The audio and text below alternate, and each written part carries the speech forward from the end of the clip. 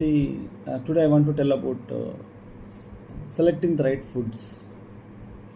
ఎవరిని అడగాలి? చాలామందిని అంటే డాక్టర్స్, డైటీషియన్స్, న్యూట్రిషనిస్ట్ చాలామందిని మనం అడుగుతూ ఉంటాం. బట్ నేను అనేది ఏంటంటే మీ బాడీని ఎప్పుడన్నా అడిగారా? ఇలాంటి ఫుడ్ తింటే మీ బాడీకి ఎలా ఉంటుందనేది ఎప్పుడైనా గమనించారా? Most of the time one thing, నేను ఇప్పుడు చెప్తున్న విషయాలన్నీ యోగా స్టూడెంట్స్ని అంటే చాలా కాలం నుంచి వస్తున్న వాళ్ళని, ఆల్రెడీ వచ్చి వెళ్ళిన వాళ్ళని దృష్టిలో పెట్టుకుని మాత్రమే ఇవి నేను మాట్లాడుతున్నాను. చాలామందికి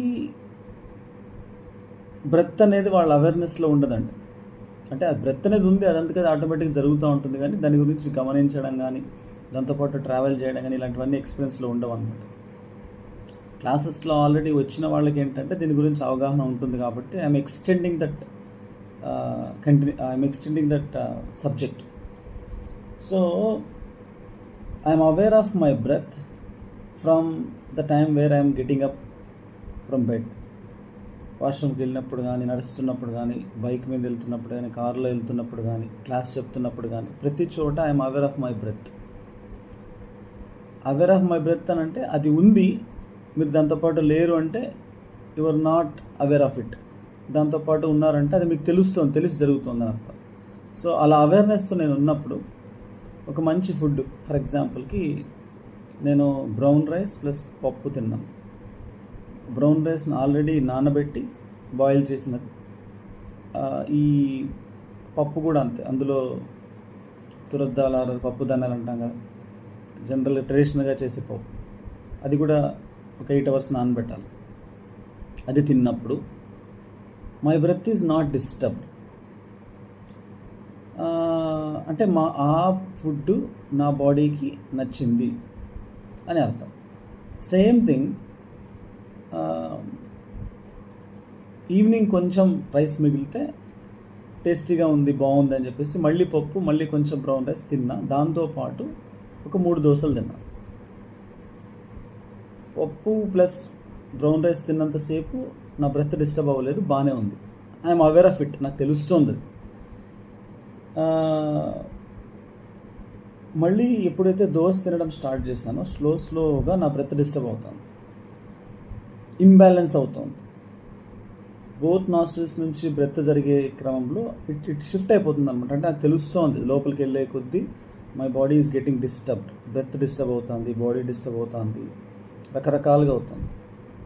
ఇక్కడ ఏంటి నేను గమనించాను అంటే, బాడీలో 70% వాటర్ ఉంది. ఇప్పుడు మనం తినే దోశ, పూరి ఇలాంటి వాటిల్లో వాటర్ కంటెంట్ చాలా తక్కువ ఉంటుంది, ఎందుకంటే రోస్ట్ అయిపోతుంది, వాటర్ ఎవాపరేట్ అయిపోతుంది. కొత్తగా బాడీ అన్నిటిని సర్దుకోవాల్సి వస్తుంది. సో మీరు తినే ఫుడ్లో ఎనఫ్ వాటర్ ఉండేలా చూసుకోవాలి. ఫుడ్లో అంటే వాటర్ కలిపి ఫుడ్లో చేయడం కాదు, అదే మీరు నానబెట్టడం వల్ల వచ్చిన ఫుడ్ అవ్వచ్చు, నానబెట్టడం వల్ల వచ్చిన వాటర్ అవ్వచ్చు, బాయిల్ చేయడం వల్ల వచ్చిన వాటర్ అవ్వచ్చు. The food should have enough water.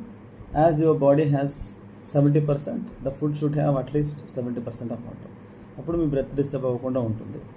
ఇది సింపుల్, బట్ గుర్తుపెట్టుకోండి, ఎవరో ఏదో చెప్పారని కాదు, మీరు మీ బాడీని అడగండి, మీరు మీ మైండ్ని అడగండి. మీ బాడీ, మీ మైండ్ కంట్రోల్లో ఉంచుకోవడమే ఒక పెద్ద టాస్క్. అలా కంట్రోల్లో ఉంచుకోవడానికి ఎలాంటి ఫుడ్ తినాలి,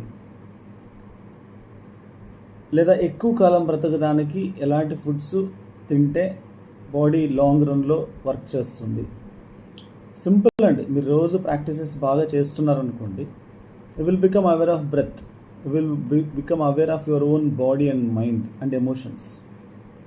ఆ అవేర్నెస్తో ప్రతి పని మీరు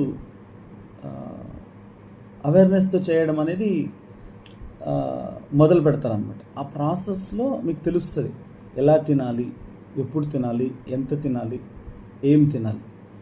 ఇవి మీకు మీరే చెక్ చేసుకోవాల్సిన విషయాలు. అండ్ రిమెంబర్, మీరు తినే ఫుడ్ ఫిజికలీ శరీరానికి, మెంటలీ మైండ్కి, అండ్ ఎమోషనలీ మన కోపం, బాధ వాటికి సంబంధించి, దాంతోపాటు ప్రాణమయ కోశ అని ఒక లేయర్ ఉంటుంది. ఎనర్జీ ఉన్న ఫుడ్ తినాలి. ఇవన్నీ కవర్ అవ్వాలి. ఒకవేళ మీరు ఓన్లీ బాడీకి పనికొచ్చే ఫుడ్ తిని, లేదా మీ నాలుకకి ఇష్టమైన ఫుడ్ మీరు తిన్నారనుకోండి, the energy system and the breath rhythm will be disturbed. So it's up to you. మీరు మొత్తం 4 కవర్ చేస్తారా, లేకపోతే ఒకటి మాత్రమే కవర్ చేస్తారా? మీరు ఎప్పుడైనా చూడండి, ఫ్రూట్స్ వెజిటబుల్స్ మీరు తీసుకున్నప్పుడు మీకు పెద్దగా ఏమనిపించదు అన్నమాట, లైట్గా ఉంటారు. ఈవెన్ మీరు హెవీగా తిన్నా కూడా మీకు లైట్గా అనిపిస్తుంది. సో ఇది ఒక్క రోజులో వచ్చే నాలెడ్జ్ కాదు. రోజు మీతో మీరు ట్రావెల్ చేసినప్పుడు, మీ బ్రెత్తో మీరు ఉన్నప్పుడు, ప్రతి క్షణం మీరు గమనిస్తూ వచ్చినప్పుడు మీకు ఈ క్లారిటీ వస్తుంది. ఏదో మీకు ఎలాంటి ఫుడ్ సరిపోతుంది అనేది you cannot read somewhere and find. ఎక్కడో చదివి మీరు డిసైడ్ చేయలేరు. మీరు గమనించుకోవాలి.